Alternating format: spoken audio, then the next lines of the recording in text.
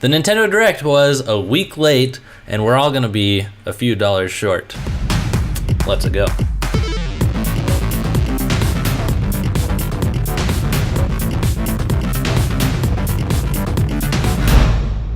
Alright, first up, Luigi's Mansion 3. That's how the Nintendo Direct opened, and I'm very happy to see this franchise return. Although, I really would have preferred they just did the logo treatment for this announcement. Just like Metroid Prime 4. All I needed was what you're seeing on the screen right now, the Luigi's Mansion 3 logo, and I would have been happy. Maybe letting me know that it's in 2019 as well. That's great. But instead, they showed us some ugly in-game footage, which did two things. One, it made me think first that we were just seeing the 3DS port of the original. Simeon's like, what? And I was like, yeah, Simeon, it's the Luigi's Mansion game. This is already announced for 3DS. And that's not what it turned out to be, unfortunately. And another thing that this didn't have going for it is Sakurai's footage from the Smash reveal of the Belmonts actually looked better than this. So I thought it looked ugly. I'm always excited for a new one of these. I'm glad the series is still going strong. It's cool that a sequel came out of nowhere on the 3DS all those years later, and now it seems like it's going to be a recurring thing. Dark Moon must have done well enough in sales.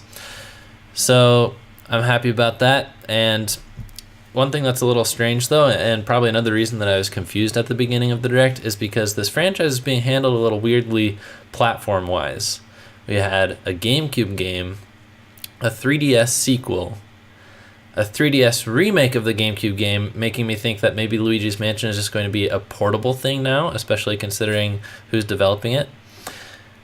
And now it's coming to Switch. So it's like, it's all over the place. And if the threequel is going to be on Switch, why remake a game for 3DS? It seems like you would want to maybe bring a pack of 1 and 2 to Switch to get people ready, kind of like they did with Bayonetta, and like we hope that they do with Metroid Prime. So it's weird that they're spreading out the entries like that. Jarhead Master says, yo, hello, thanks for watching live. Ryan says, Mario games, Luigi games, Wario games, something is missing, and it isn't Mario. That's right. Glenn says, did you notice the plunger dart? So I didn't. You'll have to put in the chat what you saw. And then I just saw a chat message scroll past the point of no return from Mac. I believe he said I'd never played a Luigi's Mansion game. So maybe the Switch entry would be a good one for you to get in on. All right, next up, let's discuss Animal Crossing, the other bookend of this Nintendo Direct. So this was a little bit more than a Metroid Prime logo, and this is really exciting because Animal Crossing is a killer mobile game. It just is. It's perfect. You're going to spend a few hours each day if you have that kind of time to game, setting up your town and stuff, but you get to a point in Animal Crossing where you're just checking in for 10-15 minutes every day, and that's to pull your weeds, to see turnip prices, and then you're pretty much turning it off. So it's going to be an awesome game to have on Switch. It's one that you might want to download instead of buy the cartridge. That's kind of what I'm thinking about because like I said, it's just checking in, maintaining your town, and it's a lot of fun. It's a relaxing franchise, and I know that people have been wanting the entry on Switch, but also on Wii U.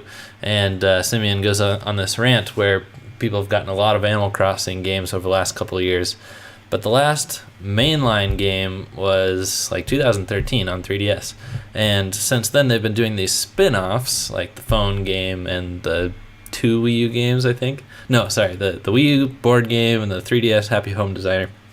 So they had HD assets from Wii U game. And wasn't there also this Wii U Animal Crossing app? It was like, I don't know, they had all of the characters in HD for that. So it's like, when are they going to use that for the full Wii U game? And that just never happened. But now we're finally getting it on Switch in 2019. Could be the focus of Nintendo's next E3. Could be their next big holiday game for 2019. We'll see.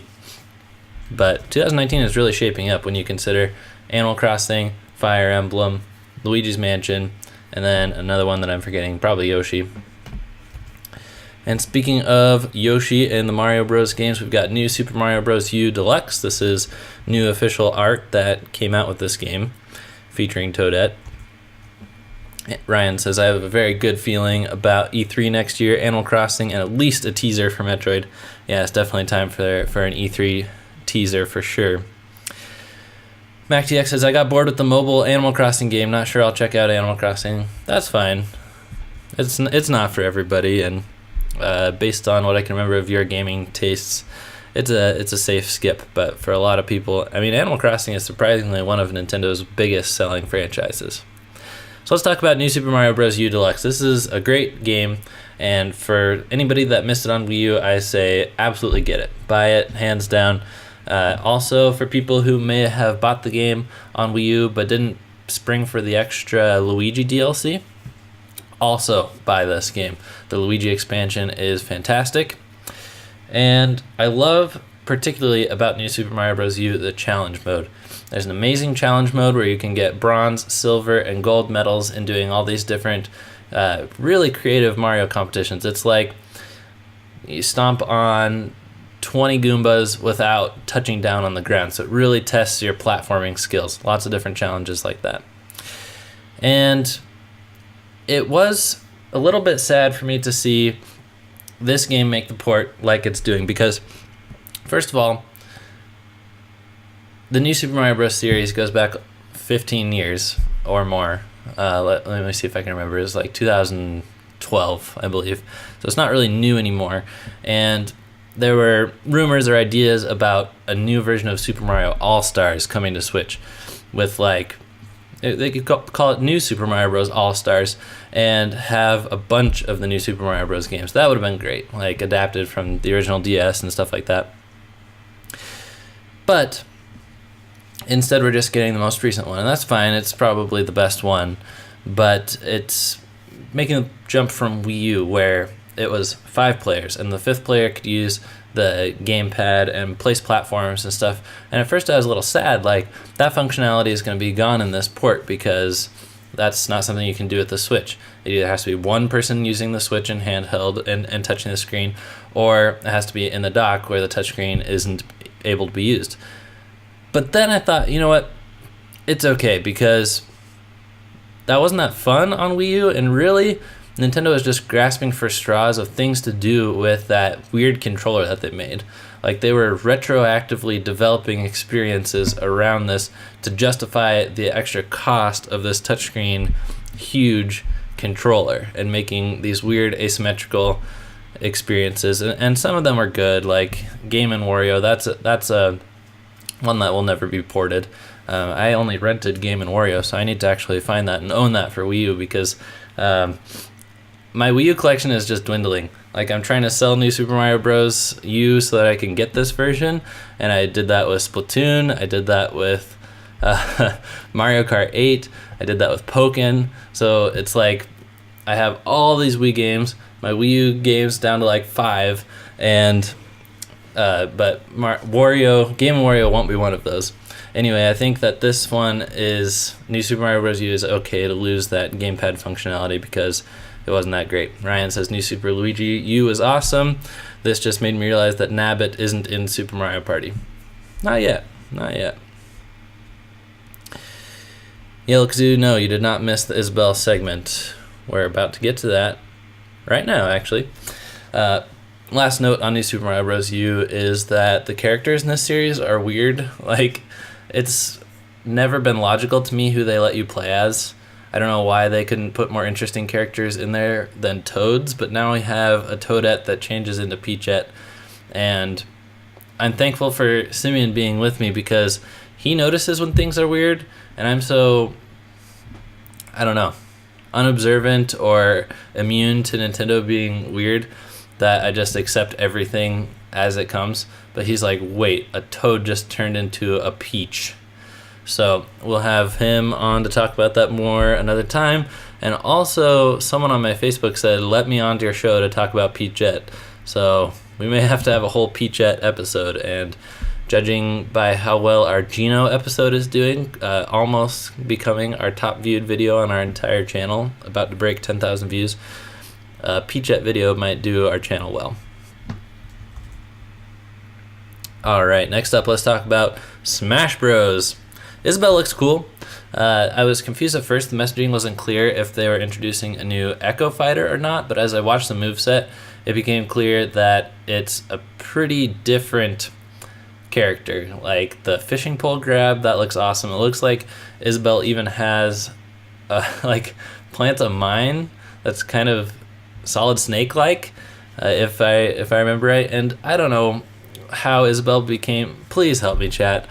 I missed it. How did Isabelle become so popular? Like, I played Wild World on DS a lot. I played it so much that I wasn't really ready for more Animal Crossing when it came to New Leaf, and I know that's the game that Isabelle's from. Isabelle turns over a new leaf. Why is Isabelle so popular? But, I mean, it's cool just to see all the characters that Sakurai's adding. Ridley, Simon Belmont, King K. Rool, and Isabelle. Like, those are all fan suggestions. Like, I think that ballot did a lot better for us than we thought when we got Bayonetta. Like, Bayonetta was not my first choice, but I think that a lot in Smash Ultimate is being drawn on from those 2nd, 3rd, 4th, 5th places. Even so far as Shovel Knight being added as an assist trophy, I think that's probably due to our votes. Anyway, the bundle for Smash Bros. Is kind of lame, and I don't really understand. Like, I think Nintendo wanted Smash Bros. To come out earlier, like in November for the Black Friday weekend and everything, but but Sakurai just wasn't able to quite swing it for that month, so they're selling this bundle early. And you know, a couple of the options that we were theorizing for some of the leaks that were happening about Smash Bros. Is that either the date was getting moved up or they're announcing a demo. They did neither of those in this direct, but it seemed for a second like Smash Bros. Was coming out on November 2nd. Or if you bought the bundle, you could get Smash a month early. But it's so weird that download code is just not going to work on your console until December 7th. But they want to get the Black Friday bundle sales in, so I don't know. Seems a little disingenuous. Like, they better mark that clearly on the box, which I don't think they will, because they'll keep selling that console in that box past Black Friday. But for parents to know, like, if I buy this for my son or my daughter, they're not going to have a game with it, even though this game is on the box for another month. It's weird. Maybe the idea is people buy the bundle as gifts, and then the gifts are going to get opened after Smash launches. Who knows? It's a really weird move for Nintendo. I've never seen a bundle come out like this before the game is launched. Also, another reason the bundle is kind of lame is because the Joy-Con literally just they're gray with lines on them. They're not black, they don't have white buttons, they don't have white grips like the Smash Pro controller is. So for a second I was like thinking, okay, how am I going to get this bundle, this decorated dock, and these cool Joy-Con? And I'm like, I could make that myself. They're going to sell stuff online like Etsy where you can just put the little sticker on your Joy-Con. If you look at a picture of just Joy-Con R by itself with one little line down there, it looks ridiculous. Alright, let's catch up with chat. Faraday Mite 2288, sorry, you're not 2D, says, why does it say you're playing Splatoon 2? And did you notice I'm only one watching and they stopped? Oh, sorry. I try to tell Mixer that I'm not playing Splatoon all the time, but apparently my changes don't save. Ryan says, I think Chibi Robo died of Siplash. Yellow Kazoo says it's a really weird bundle. Panhead says CR would be a great character addition. That'd be Chibi Robo. That's what Glenn is waiting for them to announce. Chibi Robo as a character, I mean, it could happen. Not every, as discussed in our Geno video, not every character added to Smash is deserving of the Smash series, like Game & Watch and Wii Fit Trainer. I think Sakurai likes to put in joke characters once in a while, and I think that would be what Chibi Robo is, because not very many people know about Chibi Robo. Alright, next up. I was really hoping for a Smash demo, but I'll hold out hope. I mean, Smash Bros. Had such a small presence in this September Direct. I think there's absolutely room for one more Smash dedicated Direct between now and December 7th. And I think that's when they're going to tell us the mysterious mode that we've theorized on in a previous episode. I think that's when they're going to have the final character announcements. And I do think they'll all be revealed in directs, because otherwise they're just going to leak out of Japan when the game launches there first, time zone wise. So I think Nintendo will want to control that messaging. And I think they could also announce a demo. I mean, they have to do a test fire of the new online system with Smash Bros. Because by far, that's going to be the most taxing on the entire console, on the entire online ecosystem. I think that Final Fantasy should have been its own Nintendo Direct. Like, they announced 5 or 6, I couldn't even keep track, just Final Fantasy after Final Fantasy after Final Fantasy. And they've done mini directs with certain series, like I remember Xenoblade Chronicles 2 had its own direct. But for an important franchise like Final Fantasy, they could have gotten some staff from Square Enix to get in on a special Nintendo Direct. Because here's the thing, not only did they show these videos to a lot of people that didn't care about Final Fantasy, like myself, but they also didn't give Final Fantasy fans around the world advance notice to be watching. So I think that it could have been a lot more effective if they said, we have a Final Fantasy Direct coming up in a week where we're going to be announcing an ongoing partnership with Square Enix or something like that, where a lot more people who appreciate that franchise could have gotten in on it. They had more than enough content to last 10 or 15 minutes if they, intertwined some segments with developers and stuff like that. All right, and finally, let's talk Starlink. So Starlink is looking really good. I'm trusting Ubisoft to handle it well, because they did so well with Rabbids, and I'm excited to see them having a closer partnership with Nintendo. And by the way, you might have missed this news story.